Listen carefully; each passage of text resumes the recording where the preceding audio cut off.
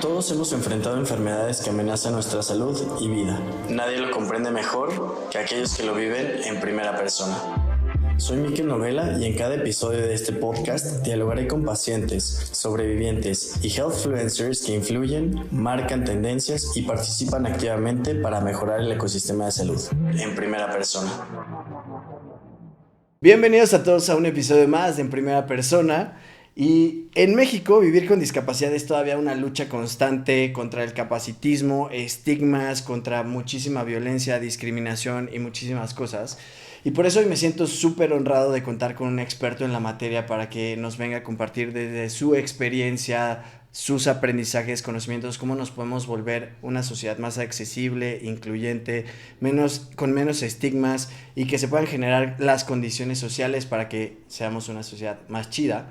Antes de presentarlo o que él nos ayude a presentarse, les agradecemos que nos regalen una suscripción, nos compartan, para que este proyecto pueda seguir llegando a más personas. Estamos en todas las redes sociales. Y ahora sí, sin más ni más, el grandísimo artista, activista, cantante y todo un rockstar también de la comunidad, mi queridísimo Gus Guevara, bienvenido. Hola. Muchísimas gracias. No, gracias por invitarme aquí a este espacio y gracias por esa presentación. Estoy bien emocionado de estar contigo y me quedo bien cortito en decir activista, cantante, etcétera. Pero si tú te pudieras presentar con tus propias palabras, más allá de las etiquetas como estas, ¿cómo te presentarías al mundo, mi querido Gus?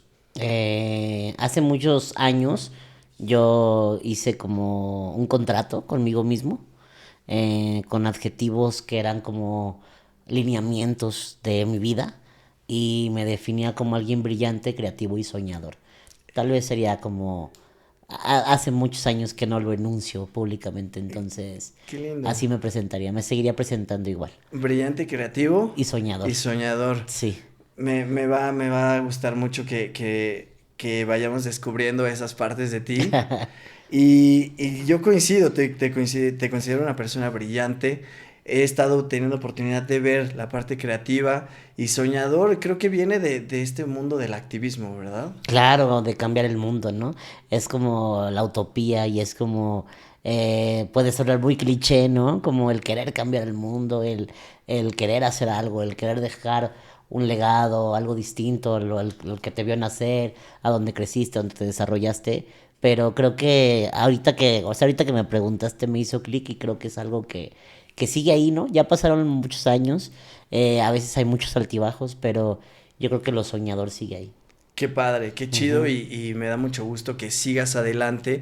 Y ahorita que hablabas acerca de la vida, también te escuchaba que por ahí la condición de salud con la que no sé si fue de nacimiento o adquirida fue osteogénesis imperfecta. Sí, bueno, no se adquiere, es una condición genética, es una mutación cromosómica, si no me equivoco está en el cromosoma 7, donde ocurre esta situación y bueno, pues evidentemente naces con ella. Depende del país y depende de las investigaciones, hay como diferentes categorías, ¿no? Como tipos que le llaman.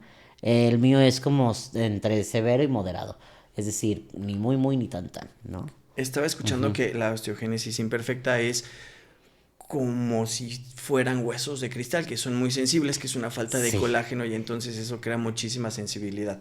Sí, más que luego mucha gente sí se imagina literal que tengo los huesos de cristal y no es como tal, sino que son, para que lo expliquemos mejor, son huesos como más porosos. Okay. Mi hueso es como un hueso poroso. ¿Has visto este huesito del caldito, no? Cuando como el tuetanito y esto, es un huesito poroso. Entonces, no significa el colágeno. Hay la verdad no sé si es, o sea, no quiero decir si es una sustancia, una enzima o un elemento, no tengo idea de cómo se describe, pero que es la que adhiere al colágeno. Okay. Entonces mi cuerpo no reconoce como ese elemento, entonces no adhiere el colágeno como se debe, que es el que da la fortaleza y la solidez a los huesos, y por ende son porosos y por ende son más frágiles. Ok, Oye, y de pronto cuando son estas condiciones desde nacimiento, también un poco por la infraestructura, etcétera, de pronto se puede llegar a tardar un poco el tiempo en diagnosticar o en decir, esta es la condición, ¿no? Sí. ¿En tu caso qué onda? ¿Cómo fue? Pues fue relativamente rápido, estamos hablando de 1990, ya hace algunos ayeres, Fue a los 20, 25 días de nacido más o menos, porque yo sufro, por mi misma condición, sufro una fractura. Entonces, pues no sabían qué tenía porque yo era el menor de tres hermanos, mi mamá y mi papá ya habían educado y hecho sobrevivir y crecer a otros dos Ok, seres humanos ok. y entonces pues fue raro, ¿no? Le resultó raro a mi mamá que pues ella hizo todo lo que había que hacer con un bebé de 20 días de nacido y yo no dejaba de llorar, entonces ella notó que yo tenía algo raro en mi bracito y pues me lleva al hospital. Y ya en el hospital, primero la acusan como de violencia, ¿no? Como de, señora, usted le jaló el brazo a ese niño, ¿cómo es posible que llegue con el brazo fracturado? O sea, como que pensaron que se había desesperado o alguna, o sea, no, segura que no se le cayó, que no quería como decir alguna situación que pudo haber pasado en casa, ¿no? Y entonces bajo esta idea, pues estaban como ahí discutiendo y que no la vamos a llevar al Ministerio Público y que al DIF, y había como todo un drama, y pues ya en eso llega un médico y les dice, no, a ver, este niño tiene estas características, tiene estas condiciones, y en su momento lo detectan porque la esclerótica, sí creo que se llama así, Ujú, que es como lo blanquito de los ojos, ok. nosotros, las personas con OI, con osteogénesis imperfecta, la tenemos ligeramente azulada, Ah, no es tan blanquita. ok. Digamos que nuestro pantón es más como azul cielito. Ajá. Y eso es una, pues como una especie de prueba irrefutable de la De osteogénesis. la Ajá, osteogénesis. Y ajá. entonces ahí desde pequeño dijeron, Sí, acá tiene. este niño tiene osteogénesis. Y bueno, ahí en ese momento ese médico me echó como casi casi que a la cajita de muerto porque él declaró que esos niños, pues bueno, era 1990, Ujú. era San Luis Potosí, que no es una ciudad, digamos, centralizada ni es capital de un país. Y pues en su idea, en su momento la idea fue que extrañamente es como la idea de muchas la historia, perdón, de muchas enfermedades raras, ¿no? Ujú. Como él se va a morir. Sí, sí, Esos niños se mueren. sí. O sea, siempre como que naces con una enfermedad rara o de baja prevalencia, como la llamas, eh, es como un diagnóstico súper mortal, ¿no? Sí. Súper fatalista. Y esto fue lo que me hicieron a mí. Me dijeron que yo me iba a morir, que casi casi que me echaran la bendición y ya me despidieran. Y pues bueno, asustaron a mi mamá y mi papá. Y bueno, yo sigo aquí, siempre bromeo en las conferencias que igual ya ese doctor ya hasta se murió hasta a estas alturas, Sí, ¿no? sí. Quién sabe, la vida da Da muchas muchas vueltas. vueltas. Pero yo Sí. aquí sigo. Sí, claro. Y bien activo, bien presente. Y yo te diría bien, como te leo, bien fuerte, ¿no? Del interior, de esta garra, de echarte para adelante, contrastado con esta condición física que no determina. Pues creo que he construido como toda una personalidad y he construido como todo un, ¿cómo te llamaré? Pues todo un sistema que me ha permitido como salir adelante. Creo que también mi historia de vida, quienes se involucraron en ella, ¿no? Mis sistemas de apoyos primarios, en este caso mi papá, mi mamá, mis hermanos, los secundarios, ¿no? Los abuelos, los primos, pues quienes como formaron parte de mi historia de vida durante mi niñez, mi adolescencia, mi juventud, creo que fue muy, que andamos tirando. Bueno, no creo que fue muy determinante. No fui yo, ¿verdad? Porque yo dije, Ah, sí, te decía, pues fue muy determinante, pero también fue muy determinante en un sentido que, pues ellos juntes, edificamos, ¿no? Edificamos a la persona que ahora soy. Y pues obviamente creo que somos el cúmulo de todas las historias, experiencias, situaciones, realidades que nos atraviesan, ¿no? Y creo que eso pues me ha convertido en quien soy.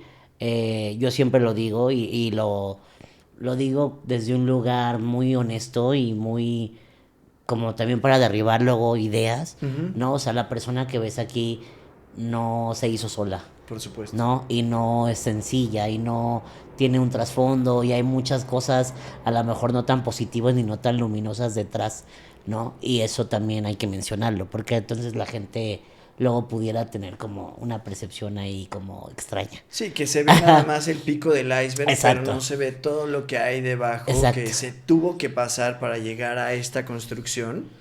Y si tú pudieras decir como en un resumen, una frase, una palabra, cómo ha sido esta construcción o edificación que juntos han hecho para llegar a construir, ¿cómo la pondrías? ¿Cómo la La denominarías? voy a denominar con una palabra un poco fuerte. Dolor. Ha, Dolor es la palabra. ha sido transitar entonces un camino doloroso Sí, para llegar ahí. sí.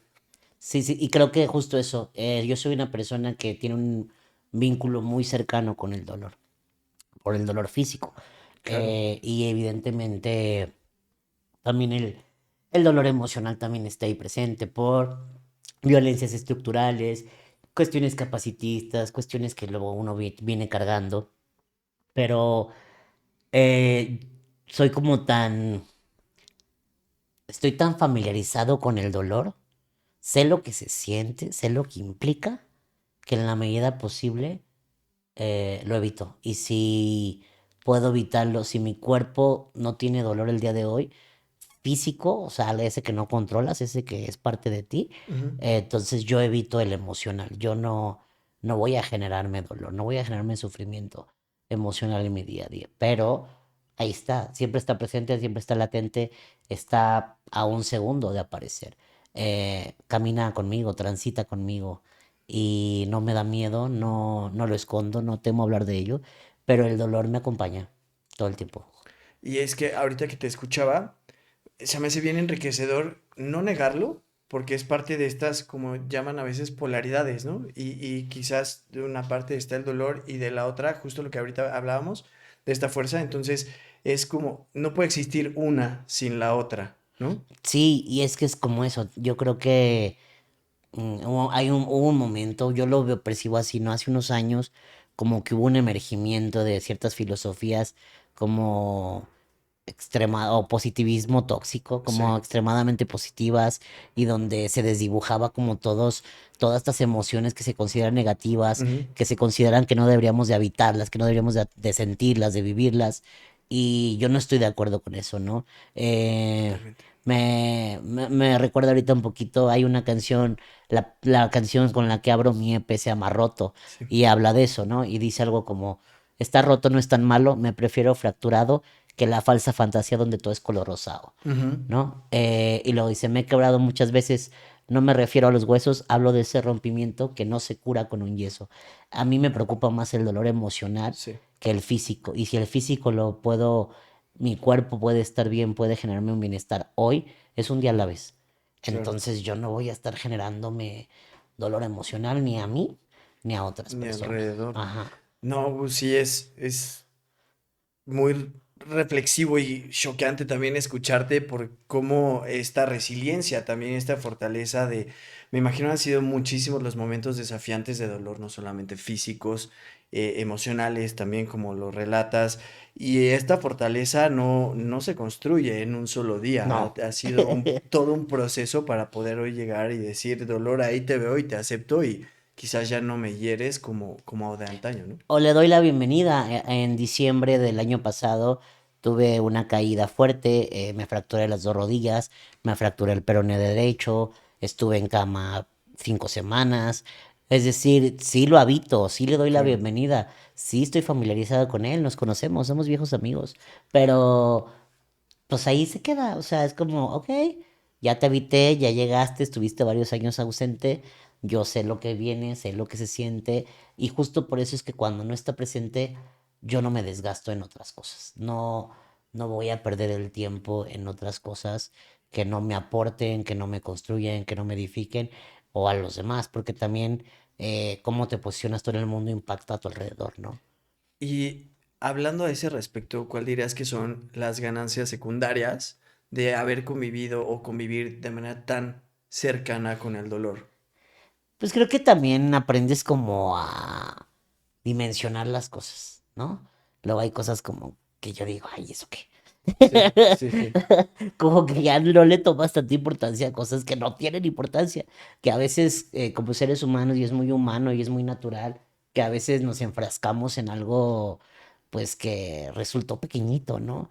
Pero Lo hacemos hacemos toda una así. tormenta y generamos todo una odisea en torno a esa situación. Y yo creo que el ser tan consciente de eso que de verdad, o sea, es tan fuerte, tan tangible, tan irrevocable, o sea, no lo puedes evitar. Está ahí, se presenta ahí en tu cuerpo, una parte de tiempo en lo que sana, Claro. pero duele, se siente, está ahí. Entonces yo creo que el estar tan consciente de eso, pues me hace que haya, que existan muchas cosas que me dan completamente igual. A mí hay cosas que en este momento de la vida no me importan. Sí, No me importan. Y hay cosas tan simples, banalidades, materiales, cosas que no importan, que no son relevantes. No, o sea, eso no es relevante. Entonces, creo que eso es la gran lección y o el gran aprendizaje que me ha dado. por supuesto, ese justo medio. Yo durante un tiempo estuve haciendo activismo, visitas a hospitales. Ajá. Y una asociación civil muy querida que se llama Doctor Payaso, básicamente te pones una nariz, Ujú. vas y visitas, ¿no? Y entramos a un cuarto del Doctor hospital Sonrisas, ¿no? y hay otra que es Doctor Ah, ok. Sonrisas, que son como primas hermanas. Ya, ya, ya. Sí, Eh, yo llegué a colaborar con Doctor Sonrisas. y es impresionante las historias también que ahí te encuentras, porque un día entré a un cuarto y estaba una niña que había perdido el ojo por la condición de cáncer que tenía y estaba haciendo algo con las manos. La idea de estas visitas es jugar y generar un espacio completamente distinto en el hospital. Y en ese juego de pronto salió como, oye, ¿y qué onda? ¿Qué estás haciendo? Y ya en tono un poco más serio nos dijo, estoy haciendo pulseras, porque estas pulseras las vendo, porque con lo que vendo les ayuda a mis papás a que paguen el tratamiento. Claro. Y yo me quedé frío, frito, dije, ay, güey, y las cosas por las que las hago yo de pedo, ¿no? Y ella tiene 10 12 años y está con su condición de salud, pensando en ayudarle a sus papás a pagar el tratamiento, es wow, y admiro a la gente que tiene esa capacidad y esa resiliencia, ¿sabes? Como de eso, de decir, güey, esto no.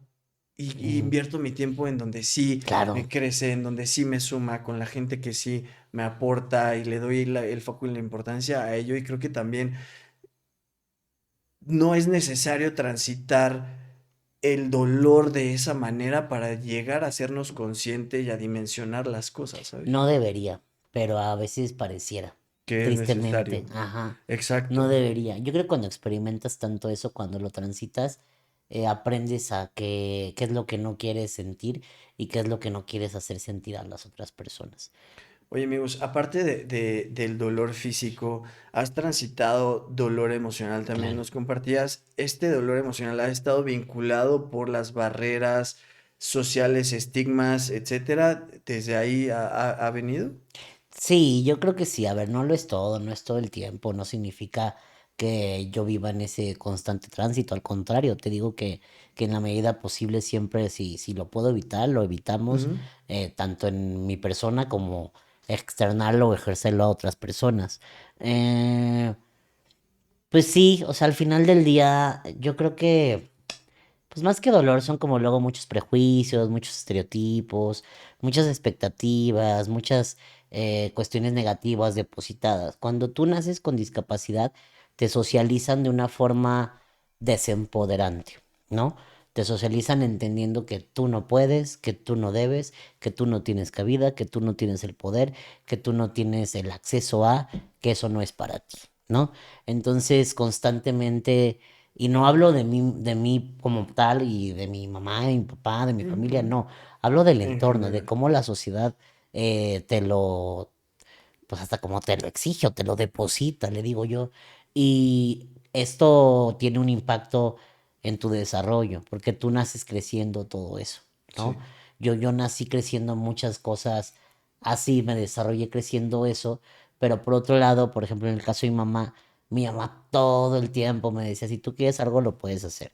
Si tú quieres algo, lo puedes hacer. Ella desde niño me lo repetía y cada que algo pasaba, cada que venía un bache emocional que era romperte, dejar de ir a la escuela, atrasarte, que se bajara tu autoestima, etcétera, etcétera, etcétera. Cada que pasaba algo así, ella me decía, no se te olvide que si quieres puedes, ¿no? Y creo que yo siempre he creído que ese pequeño recordatorio que a la fecha todavía me lo hace, ya de adulto, ¿sabes? Me dice, que no se te olvide que si tú quieres puedes.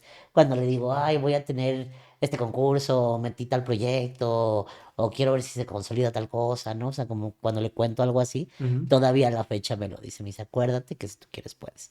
Entonces yo creo que este pequeño refuerzo, recordatorio, creo que sí es crucial.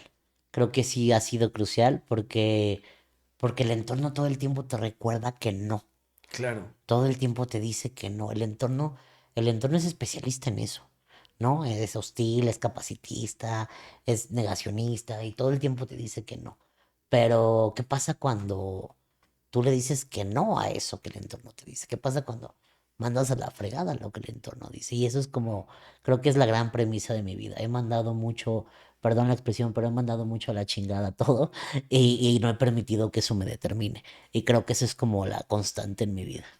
Qué chingón. Ujú. Escuchar eso y esta capacidad de decir tú, sociedad, sistema, todo lo que se pone estructural, material, condición, ahí estás, pero yo voy hacia adelante, ¿no?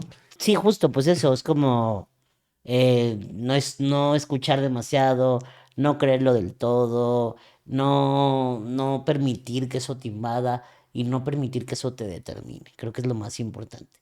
Y creo que eso nos ha pasado a las poblaciones con discapacidad. Hemos permitido que tomen el control de nuestras narrativas, hemos permitido que el resto nos determine y que nos diga cómo deberíamos de ser, de lucir, de actuar, de posicionarnos, el rol que deberíamos de jugar socialmente. Y repito, a la chingada, o sea, yo hace muchos años dije a la chingada todo y rompan todo y vamos a romper todo lo que se tenga que romper.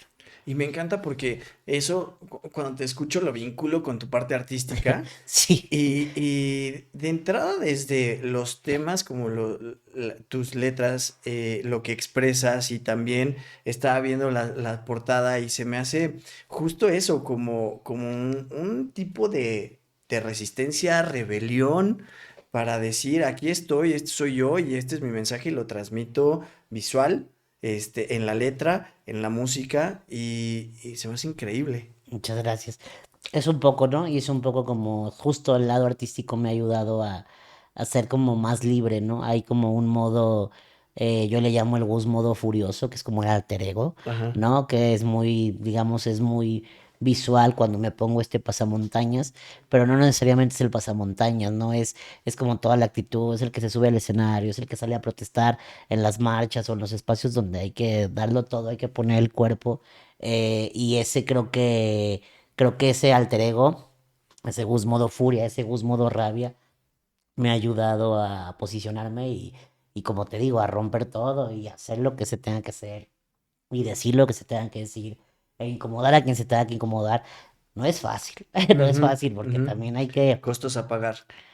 hay cosas a pagar. Sí, sí, sí, pero pues creo que ya estoy muy encarrilado, entonces ya en este momento ya no hay marcha atrás, al menos no en el corto plazo, y no estoy diciendo que siempre, Claro. tampoco quiero hacerlo toda la vida, creo que va a haber un momento en donde también tengo que descansar, pero ahorita seguimos con las ruedas en fuego aún. Y donde también toque a nuevas generaciones Sí. continuar, ¿no? Ay, sí, También por con favor, esto. siempre lo digo, siempre lo digo.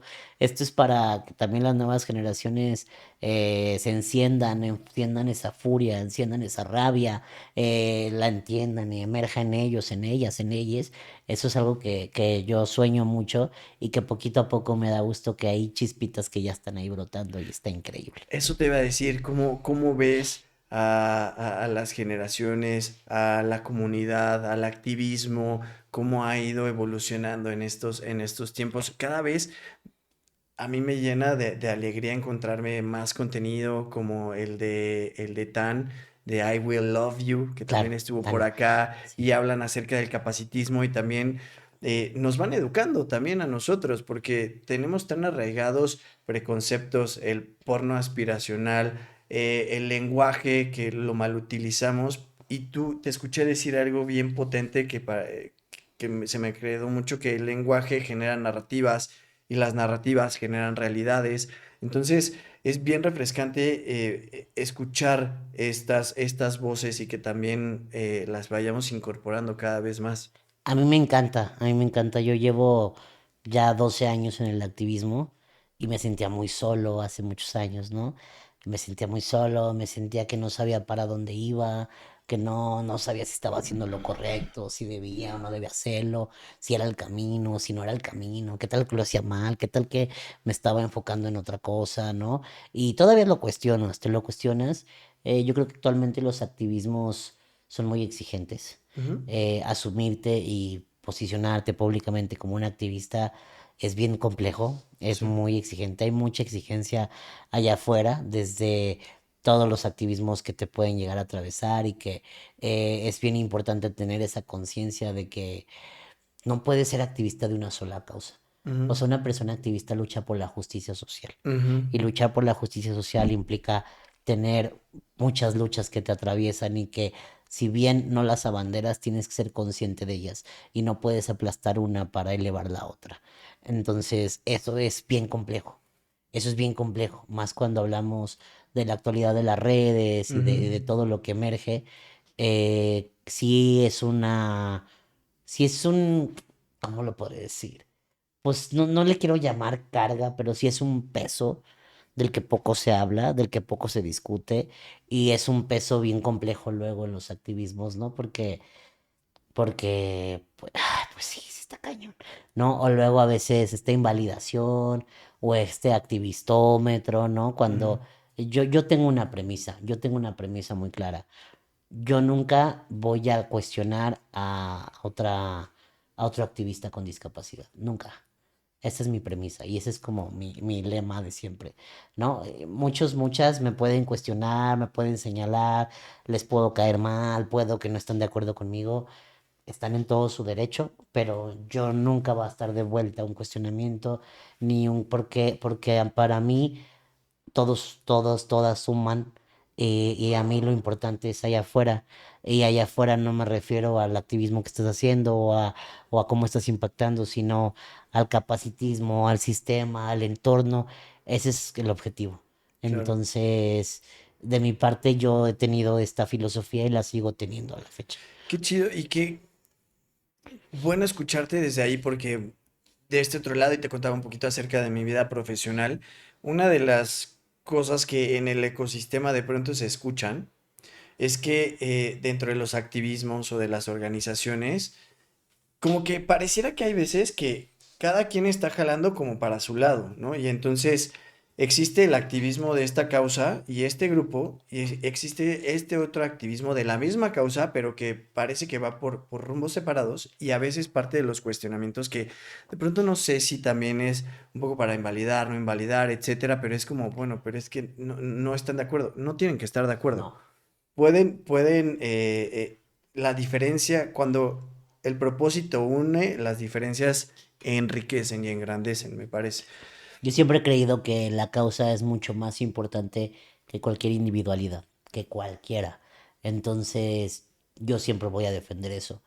Lo más importante aquí es la causa. No importa quién lo haga, no importa quién llegó primero, no importa quién lo hizo mejor, no importa quién lo hizo 10 veces, no importa quién hizo 300 veces más. Lo importante es que abone a la causa.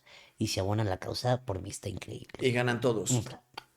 exactamente. Termina ganando la causa y no una persona. Ya hace poquito hablaba también en el ramo profesional que me decían, hey, logramos esta cosa. Y yo, no me importa decir que yo lo hice o que tú lo hiciste o que alguien más lo hizo. Lo importante es que se logró. Claro, Y ahí está el resultado y con ese resultado estamos ganando todos. es correcto. ¿Tú crees que puntualmente en el tema del activismo se necesita todavía una cohesión más fuerte sobre con las causas? Necesitamos más, empatía, necesitamos más solidaridad, necesitamos más compañerismo, necesitamos más, pues, esta vinculación desde el entendimiento. Creo que todavía, aunque lo hemos intentado y aunque hay muchos esfuerzos y aunque cada vez se logra un poquito más esta cohesión que mencionas, es complejo. Todavía no lo hemos terminado de construir, ¿no? Las poblaciones con discapacidad, todavía estamos en eso, en poblaciones con microuniversos, con necesidades muy específicas, porque las tenemos. Cada población, ¿no? Cada población, de acuerdo a su característica de discapacidad o diversidad funcional, Ujú. tiene necesidades muy particulares. Yo le llamo especificidades. Y estas especificidades, pues la garantía y el cómo, o sea, garantizarlas y el llevarlas a cabo, ejecutarlas, es muy particular, ¿no? O sea, es complicado echar todo en el mismo costal. Claro. Y pero creo que si más que echarnos en el mismo costal, si estamos como en el mismo gran círculo, pues somos más visibles, somos más fuertes, somos más contundentes, pero Ujú. aún nos ha faltado esa cohesión. Creo que poquito a poquito la vamos logrando más y cada vez más personas tienen esta visión. No me gustaría llamarla interseccional, pero sí holística, Ujú. esta visión más horizontal, más global de cómo estamos y menos separacionista. Creo que un gran acierto de las poblaciones queer es que cuando hay que unirse, no importa nada, no importan las diferencias, no importa que pensemos distinto, no importa que necesitemos cosas distintas, pues somos como esta gran masa arcoíris, ¿no? Y yo creo que eso es lo que nos ha faltado y es lo que hemos intentado desde el 2021 con el movimiento de personas con discapacidad, con la marea fosfo, que somos esa gran marea, somos ese gran movimiento luminoso, visible, unido, fortalecido, y es lo que hemos intentado generar comunidad, hemos intentado despertar el orgullo, hemos intentado despertar esa furia, esa rabia que exija la dignidad que merecemos. Ujú. Cuéntanos un poquito acerca de la marea fosfo. Tienen los Ay, perritos. tenemos visitantes por acá. Hola, chaparrito. Claro que sí. Pues yo creo que aquí pueden andar, ¿no? Los chiquis. Yo aquí, mira, aquí los acaricio. Pues sí, mira, la marea fosfo. La marea fosfo surge en 2021, surge el movimiento de personas con discapacidad, que es este movimiento que surge por la necesidad de visibilizarnos, de protestar, de exigir, de organizarnos, de hacer comunidad. Y surge en 2021, liderado por Marta García y en aquel entonces también Alfredo Jiménez hacen la gran convocatoria nacional para salir de forma simultánea a las calles en el marco del 3 de diciembre. Se logra en aquel entonces, ese primer año, se logran salir los 21 estados, bueno, perdón, los 21, los 32 estados de la República, incluyendo a la Ciudad de México, y, y pues se genera toda esta gran visibilidad, ¿no? En aquel entonces todavía no abrazábamos como este mote de Marea Fosfo, Ujú. surge el segundo año donde yo me acuerdo que dije, es que esto es como una llamarada, esto es como un torbellino, esto es como un gran mar, Ujú. ¿no? Y entonces fue cuando sale esto de como María Fosfo. Y bueno, pues a partir de ahí lo abrazamos, y empezamos a salir y empezamos después a tener presencia en la contingente de mujeres con discapacidad, Ujú. y luego en el contingente Disca LGBT, que acabamos de tener por cuarto año consecutivo presencia. Entonces ya no solamente estamos como en el evento que tiene que ver con todas las discapacidades del 3 de diciembre o en el marco del 3 de diciembre, Ujú. sino estamos en otros espacios donde teníamos que estar y bueno, y estamos haciendo también los Discapicnics, que son este picnic de un espacio seguro de Sí. convivencia para personas con o sin discapacidad. Qué rico, porque hace ratito platicaba que la, y me hace mucho sentido con lo que dijiste, los temas son transversales y no tienen que estar separados. Y ahorita escucharte, por ejemplo, la presencia disca en el no tiene mucho que pasó, el orgullo y Sí, el día del Pride y la marcha y tal. Y entonces encontrar cómo, vaya la redundancia, se encuentran estos movimientos y estos activismos, también genera mucha, imagino también, si es válida la palabra, inclusión, visibilidad, ¿no? genera de todo, ¿no? Genera de todo. Nos ha costado ganarnos esos espacios. Hubo resistencia, hablando particularmente el primer año de que participamos en el Orgullo. El Ujú. primer año hubo mucha resistencia, hubo incluso, pues ese año en particular fue muy caótico, muy complicado y se tornó inseguro en algún momento para todas las personas asistentes, incluyéndonos. Entonces hubo ciertos comentarios como ustedes no deberían estar aquí, ustedes a qué vienen, qué hacen aquí, por qué están aquí, hubo como una invalidación, ¿no? Incluso en un espacio de resistencia y en un espacio de exigencia. Y el primer año fue duro. Sin embargo, como que no nos derrotaron, no nos dimos por vencidos, vencidas. Y el próximo año encabezamos, ¿no? La marcha de la Ciudad de México. Fue como, nos sacaron, pero el próximo año vamos a pinches estar. Y más fuertes, perros.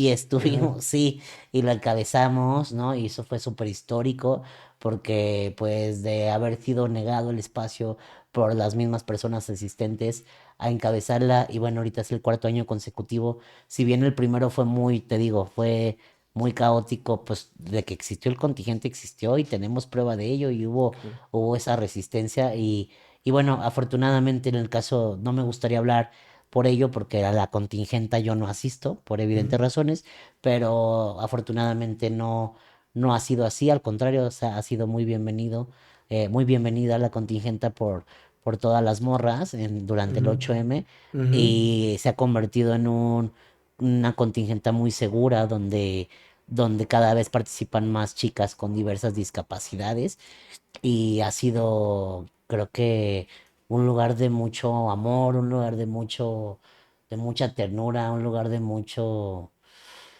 confort, podría yo Ujú. llamarlo, ¿no? Se ha Ujú. convertido en un espacio seguro para muchas morras con discapacidad y creo que eso es como de lo más importante. Y en ese sentido, también con tu comentario anterior acerca de hacer holístico y abrazar, tú hoy generas eso, me parece, a través de un espacio bien bonito a que muchísimas gracias, me hiciste favor de invitarme a principio de año de 80 millones y hoy tienes esa presencia en televisión nacional Sí. aquí en México. ¿Qué significa para ti ocupar ese espacio? Uy, una gran responsabilidad. Es una gran responsabilidad. Es una gran oportunidad. Es, es eso. Yo creo que son los dos grandes adjetivos que yo le daría, ¿no? O sea, hacerte responsable, tener la habilidad de responder, darle voz, darle espacio, que de verdad sea un espacio que le dé voz a otras personas, a otras realidades, que de verdad se sientan bienvenidas las personas cuando están ahí, que de verdad puedan externar lo que piensan, lo que sienten, desde los lugares que así lo desean, ¿no? Desde el arte, desde la cultura, desde el Ujú. deporte, desde los medios, desde pues la trinchera que cada quien lo desea y lo que está aportando. Y una gran oportunidad porque pues evidentemente estar pues ahí, ¿no? Frente a la cámara y estar ahí compartiendo todo eso que hace todo un equipo de producción, ¿no?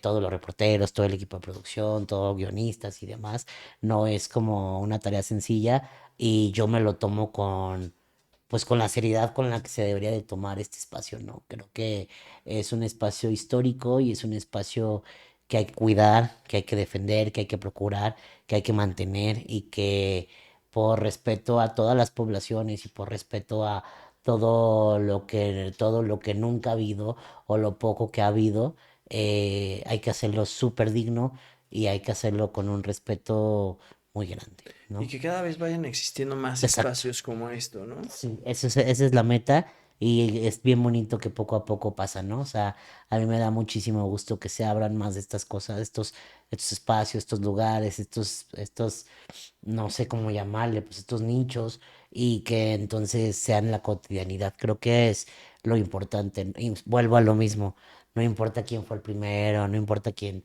fue tal o cual, lo importante es que sigan abriéndose, ¿no? Porque Y si 80 millones hoy está y da la pauta a que existan otros 20 80 millones, qué increíble, qué increíble. 80 millones de personas son las que estamos tocadas en México de manera directa o indirecta por el tema de la discapacidad. Y si vemos ese número, completamente no es una minoría, es incluso más de tres cuartas partes de la Es población correcto. los que estamos tocados.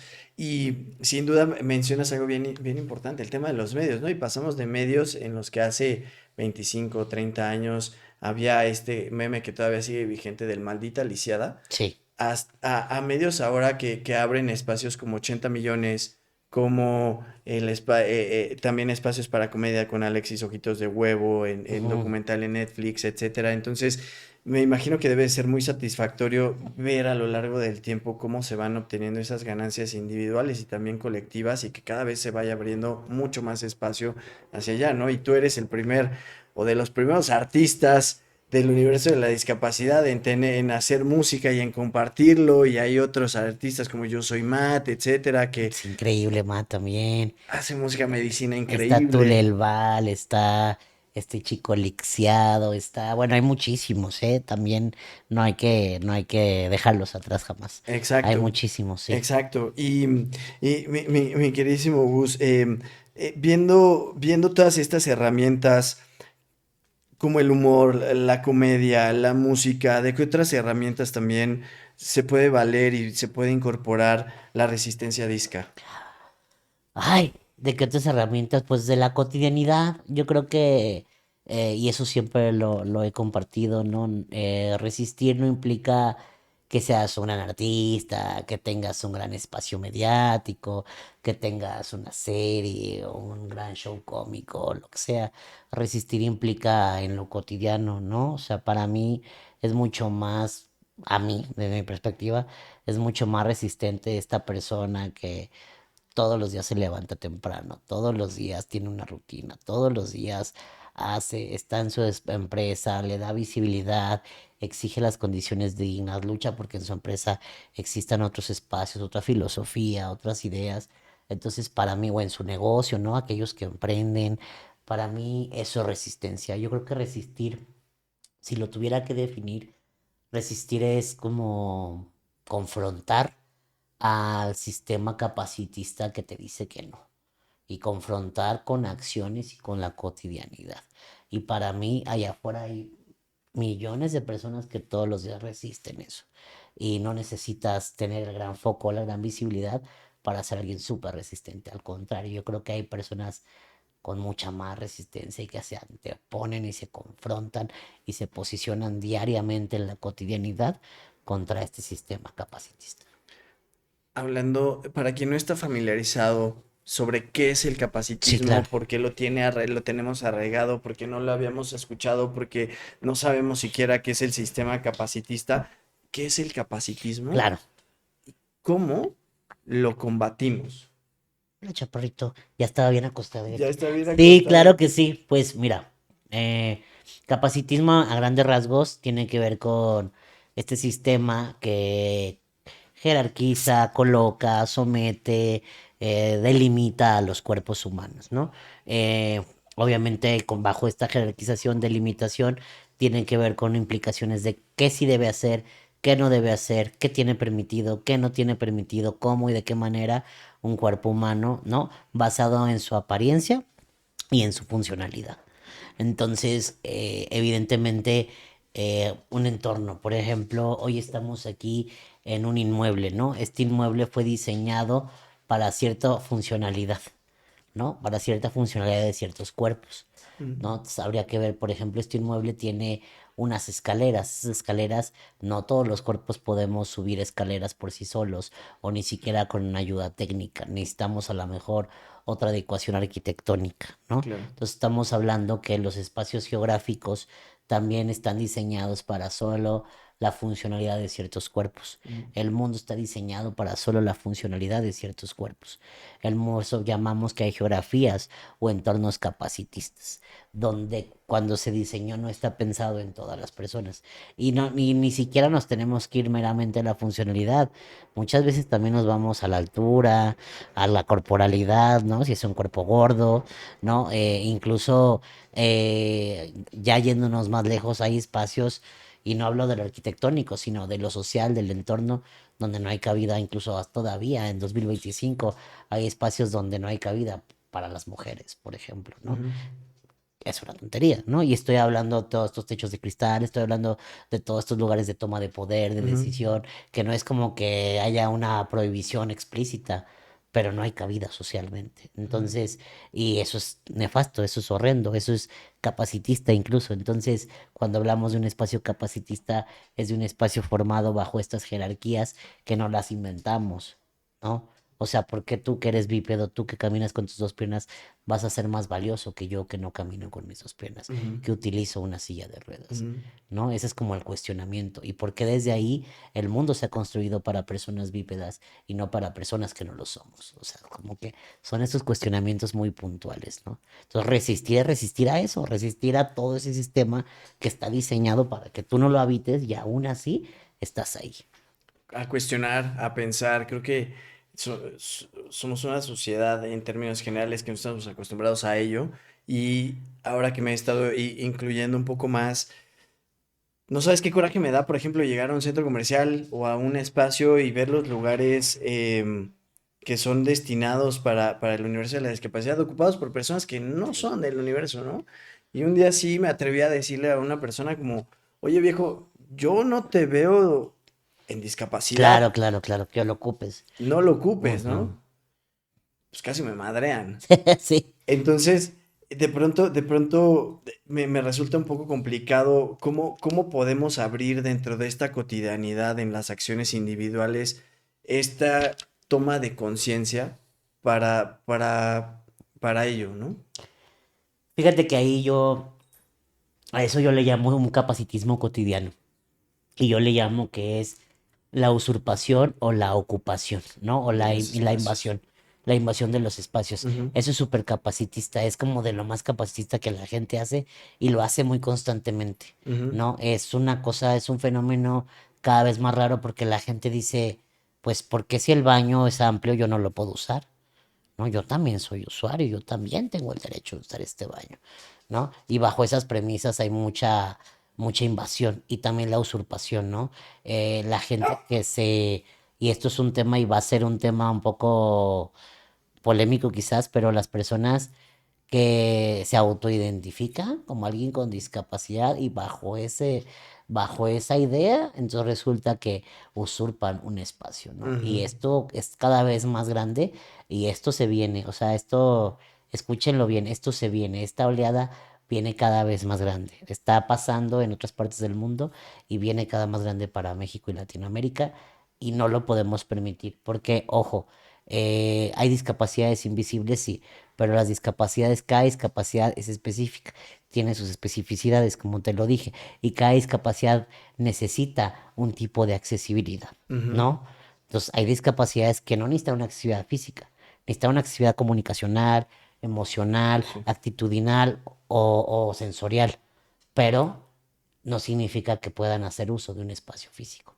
Entonces, pero ese entendimiento todavía nos falta mucha educación, mucho entendimiento, mucha información para llegar a esto, ¿no? Entonces, está complejo. Está bien Sí, complejo y es todavía un camino por recorrer y el tema sigue y sigue. Yo soy fiel creyente de que realmente para dejar un legado para futuras generaciones, para que las cosas no sean tan complejas, para comunidades específicas, realmente donde hay que incidir es en la legislación y ahí en las leyes también para que desde ahí se dé certeza y un cobijo. Y me da gusto que de pronto, si bien existe esta usurpación de los espacios, y Tania y Alex nos lo retrataron el año pasado, que eran elecciones y que se registraron candidatos está bien cañón. que no tenían discapacidad, Sí. pero sí se registraban como, Ujú. como, como Personas con personas con discapacidad. discapacidad. eh,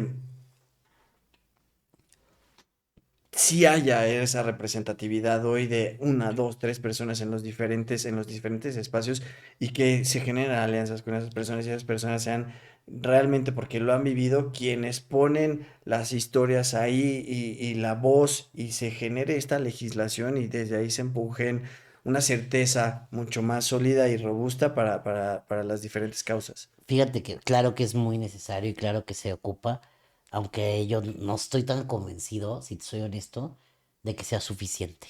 Ujú, Creo que, totalmente. creo que no es suficiente. A mí yo tuve una experiencia que me hizo entender que hay como que tener pues como una educación global, Ujú, como una construcción de esfuerzos globales, porque a veces creemos que eso va a cambiar todo y la realidad es que no. no, No, la realidad es que la idiosincrasia, la forma de pensar, los sesgos inconscientes que se tienen, el pensamiento colectivo, son muy particulares y son demasiadas situaciones que a veces no es suficiente ni con lo arquitectónico ni con lo legislativo.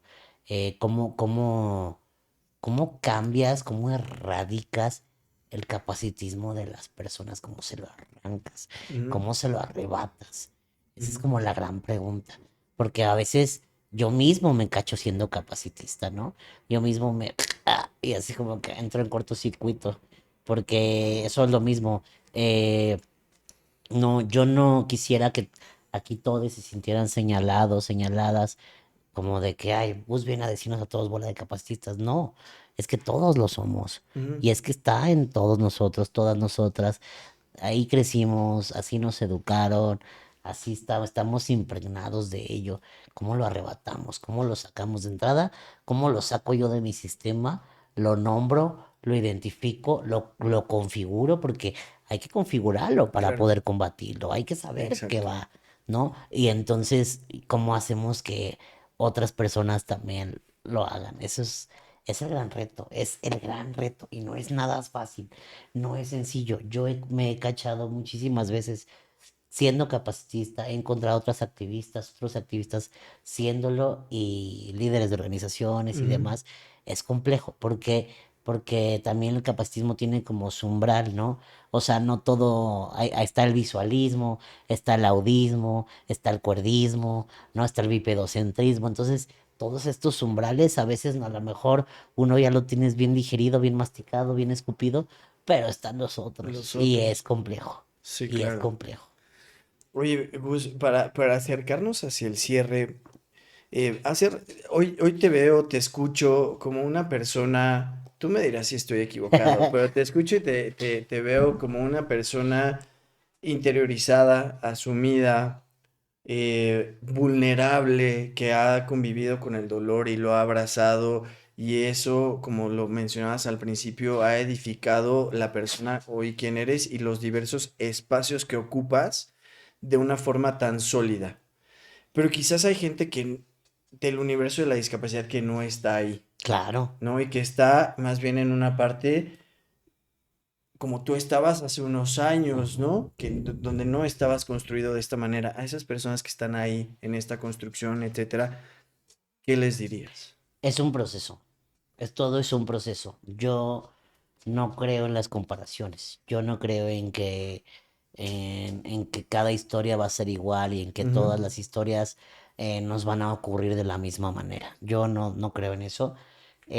Tampoco creo en que podamos, incluso, no sé, incluso otra persona que tenga osteogénesis imperfecta, que a lo mejor sea parte de las poblaciones LGBT, etcétera, que existen, ¿no? Tengo muchos amigos con OI y que son queer, por ejemplo, muchos, de todas partes del mundo, ¿no?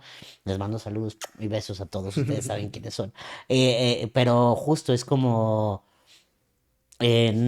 cada historia es muy particular, ¿no? Cada historia es muy particular, cada entorno es muy particular, cada personalidad es muy particular. A mí, a veces cuando se acercan me dicen, es que ¿cómo le has hecho? Pues yo creo que no hay una fórmula, no hay una receta, y yo creo que cada quien encuentra su rumbo, tiene su ritmo, ¿no? A lo mejor ahorita todavía no es tu momento. A ujú, lo mejor ahorita todavía no es el momento de actuar, de hacer, de salir. Cada uno tiene su ritmo. Y yo siempre les digo, mi única recomendación es prepárate, ¿no? Prepárate con las herramientas que el mundo exige, porque al final hay que habitar este mundo. claro. Interioriza mucho, conócete. Creo que el autoconocimiento es clave, ¿no? Reconócete. Vuelve a conocerte, vuelve a revisitarte, vuelve a preguntarte quién eres, en qué posición estás, qué rol estás jugando, no solo en tu entorno o en tu sociedad, sino en el mundo, en el espacio, qué rol estás jugando tú. Y yo creo que no hay un proceso, no hay una línea, no hay un camino, no hay una varita mágica. Creo que es eso, prepárate mucho para enfrentar el mundo en el que estamos habitando, conócete mucho y lo más importante, crea comunidad. Yo estoy convencido que crear comunidad es la gran clave, es la gran clave. Sin duda una persona que se siente apoyada, que se siente abrazada, que se encuentra con sus pares, que se encuentra con su tribu, se siente mucho más capaz de hacer las cosas. Entonces yo creo que eso sería. Y bueno, insisto, suena fácil, suena sencillo, desde un lugar, incluso podría sonar hasta privilegiado, Claro. cuando existen miles de personas allá afuera que están encerradas en casa, Ujú. que están aisladas en espacios pues no urbanos, etcétera, etcétera, etcétera. Sí. Y también no quiero ser ese irresponsable que le diga a todas las personas haz esto. Hay mucho que hacer, Mucho. hay mucho que hacer. Y a veces las condiciones estructurales y el ecosistema y la geografía no te permiten hacerlo. Y entonces es donde esas voces pues pueden verse esperanzadas con un espacio digital o una comunidad digital, por ejemplo. Eso completamente creo que democratiza y tumba muchas de las barreras que hoy existen, que podrían ser geográficas, etcétera. Y si en una palabra o frase te quisieras quedar con un mensaje central que te gustaría compartir a la gente que ve este episodio, ¿cuál sería? En una palabra o frase, ¿O en una idea o dos? ah, estoy pensando. Mm, últimamente pasa mucho por mi cabeza esta idea de la representación, de los referentes, de esta situación. Y cada vez me convenzo más que no necesitas un referente, te puedes convertir en tu propio referente.